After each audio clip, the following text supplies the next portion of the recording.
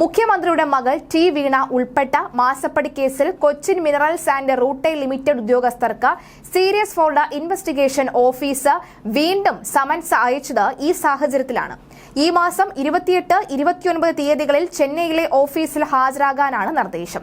8 ഉദ്യോഗസ്ഥർക്കാണ് summons നൽകിയിരിക്കുന്നത്. Arrest തടയണമെന്നാവശ്യപ്പെട്ട് CMRL Delhi ഹൈക്കോടതിയെ സമീപിച്ചതിനെ തുടർന്ന് അറസ്റ്റ് തടഞ്ഞിരുന്നു. നേരത്തെ 10 മാസത്തിനകം അന്വേഷണം പൂർത്തിയാക്കണമെന്നായിരുന്നു SFIOയ്ക്ക് ഹൈക്കോടതി നൽകിയ നിർദ്ദേശം.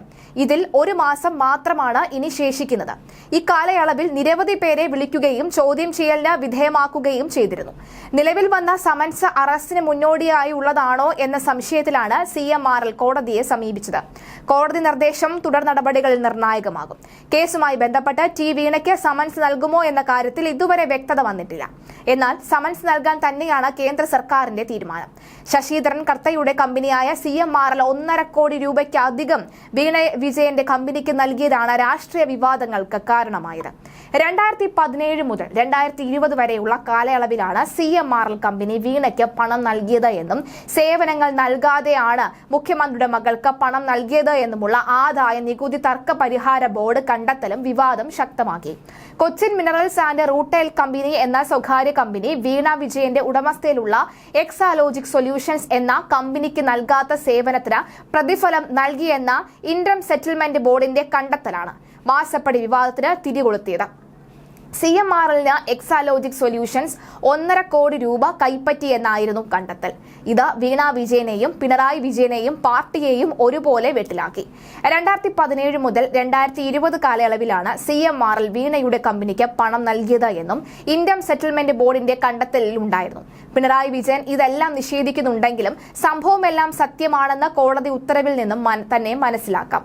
അമിത്ഷായുമായി യാതൊരു നീക്കുപോക്കും പിണറായിക്ക് ഇല്ല. അതാണ് അദ്ദേഹം നേരിടുന്ന പ്രതിസന്ധി. പ്രധാനമന്ത്രിക്ക് പോലും ഇക്കാര്യത്തിൽ ഇടപെടാൻ കഴിയില്ല എന്ന പ്രധാനമന്ത്രിയുമായി ചില ഇടപെടലുകൾ നടത്താൻ മുഖ്യമന്ത്രി ശ്രമിച്ചുവെങ്കിലും അത് നടന്നതുമില്ല. സംഭവത്തിൽ MLA മാത്യു കുഴൽനാടനാണ് ഗോളടിച്ചത്. അദ്ദേഹത്തിന്റെ കണ്ടെത്തലായിരുന്നു മാസപ്പടി വിവാദം. കോൺഗ്രസ് MLAമാർ പോലും മാത്യുവിന് പിന്തുണ നൽകിയതുമില്ല.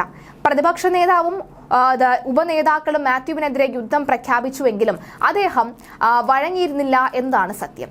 KPCC പ്രസിഡന്റ് K സുധാകരൻ മാത്രമാണ് മാത്യുവിന് പിന്തുണ നൽകിയത്. അദ്ദേഹം സഭയിൽ വിഷയം ഉന്നയിച്ചു. മാസപ്പടി ആരോപണം കത്തിപ്പടർന്നു. എന്നാൽ അതിനിടെ CMRL നിന്ന് കൈപ്പറ്റിയ പണത്തിന് വീണ IGST അടച്ചതായി നികുതി വകുപ്പ് കണ്ടെത്തുകയും റിപ്പോർട്ട് പുറത്തുവരികയും ചെയ്തു. എന്നാൽ വീണയെ തുണയ്ക്കുന്ന നിലപാടായിരുന്നു CPM സ്വീകരിച്ചത്. CPM പരസ്യമായി പിന്തുണ നൽകുന്നുണ്ട് എന്ന് പ്രചരിപ്പിച്ചിരുന്നുവെങ്കിലും അതല്ല വാസ്തവം. CMRLും വീണ വിജയന്റെ ഉടമസ്ഥയിലുള്ള എക്സാലോജിക്കും 2 കമ്പനികൾ എന്ന നിലയിൽ നിയമപരമായി സേവന ലഭ്യതയ്ക്കുള്ള കരാറിൽ ഏർപ്പെട്ടതാണ്. കരാറിലെ വ്യവസ്ഥകൾ അനുസരിച്ചാണ് CMRL എക്സാലോജിക്സിന് പണം നൽകിയത്. ഇതാണ് CPMന്റെ വിശദീകരണം. കരാർ അടിസ്ഥാനത്തിലുള്ള പണമിടപാടുകളെല്ലാം നടന്നത് ബാങ്ക് മുഖേനയാണ്. ഇതിൽ തട്ടിപ്പുകളില്ല. CMRL എന്ന കമ്പനി ആദായ നികുതിയുമായി ബന്ധപ്പെട്ട തർക്കം പരിഹരിക്കുന്നതിനാണ് ഇന്റം സെറ്റിൽമെന്റ് ബോർഡിന് മുമ്പിലേക്ക് പോയത്. ഈ വിഷയത്തിൽ വീണയുടെ കമ്പനി കക്ഷിയെ അല്ല, അവരുടെ ഭാഗം കേട്ടിട്ടുമില്ല. എന്നാൽ പാർട്ടിയുടെ വാദം പതിവ് പോലെ തെറ്റായിരുന്നു.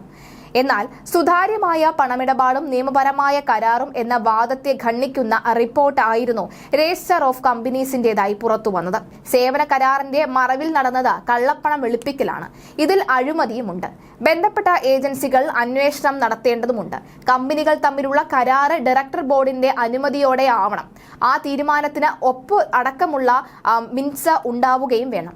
എക്സാലോജിക്കുമായി ഉണ്ടാക്കിയ കരാറിനെ സംബന്ധിച്ച് KMMLന്റെ ഡയറക്ടർ ബോർഡ് അറിഞ്ഞിരുന്നില്ല. സാമ്പത്തിക ഇടപാടുകൾ സംബന്ധിച്ച് ഓഡിറ്റർ സാക്ഷ്യപ്പെടുത്തിയ രേഖയോ പൊതുയോഗം അംഗീകരിച്ച കണക്കോ ഇല്ല. സാമ്പത്തിക നേട്ടത്തിന് കമ്പനിയുടെ പേരിൽ വ്യാജരേഖയുണ്ടാക്കുന്നത് ഗുരുതരമായ കുറ്റവുമാണ്. ഇവിടെയാണ് മുഖ്യമന്ത്രി സ്റ്റേജിലേക്ക് കയറുന്നത്. വീണയെ ഒരു കമ്പനി നിരുപാധികം സഹായിക്കുന്നത് എന്തിനാണ്?